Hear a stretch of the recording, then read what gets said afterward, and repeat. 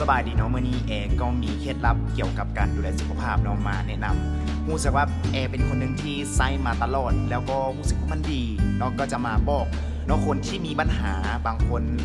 ถ่ายยากถ่ายแข็งเนาะถ่าย2-3 มื้อจากถ่ายเข้าห้องน้ำเป็นชั่วโมงมีปัญหาแบบเกี่ยวกับกระเพาะลำไส้อุดไหล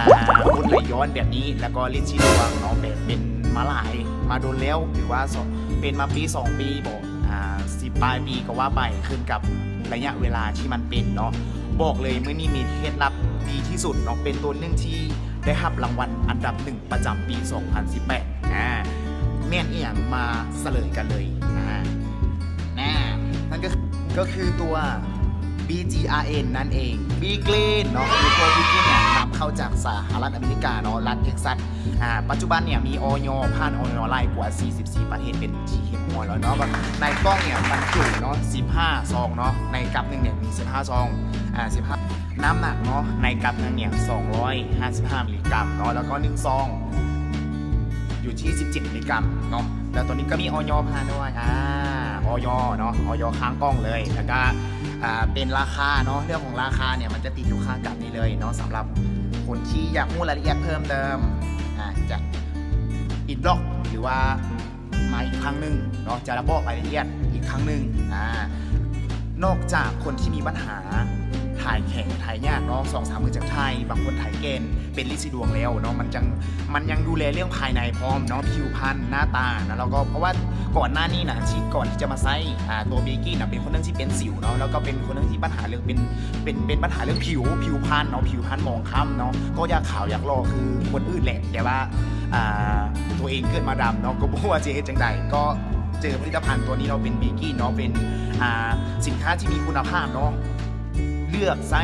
สินค้ามีคุณภาพต้องเลือกที่ BGRN เนาะเพราะว่าดีท็อกเนาะเป็นตัวดีท็อกอันดับ1เนาะเฮ็ดให้หน้าของเราใสเนาะแล้วก็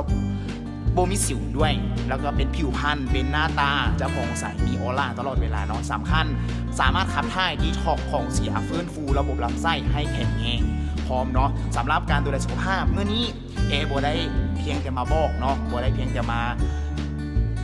ให้เบิ้งเนาะจะมาแกะกล่องใหม่ๆเลยเนี่ยแบบนี้กล่องเนี่ยมี15 ซองเลย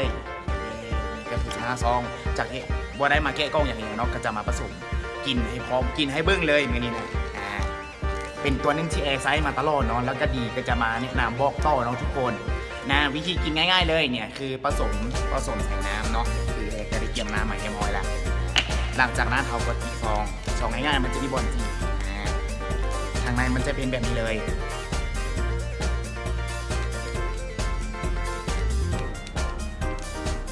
หลังจากนั้นก็เลยใส่เนาะคือแนะนำใส่กระป๋องเนาะใส่กระดูกที่สามารถปิดฝาได้อย่างแน่นเนาะเพราะว่าเวลาเราสั้นเนี่ยมันจะค่อย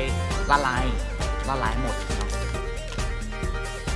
หลังจากนั้นก็ปิดฝาเนาะปิดฝาให้แน่นๆแล้วก็สั้นคือเวลาสั้นเนี่ยเราต้องสั้นแห้งๆเนาะสั้นให้มันละลายคือแนะนำให้กินหมดบาทเดียวเนาะบ่ต้องฝากไว้โดนเนาะ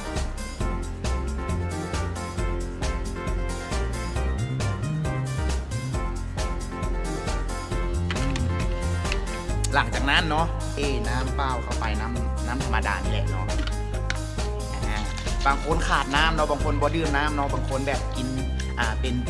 ประเภทเนื้อหลายเนาะเป็นบุฟเฟ่ซินดาดบอแบบนี้ก็ตัวนี้เป็นตัวช่วยที่ดีท็อกขั้นเทพเนาะอันดับ1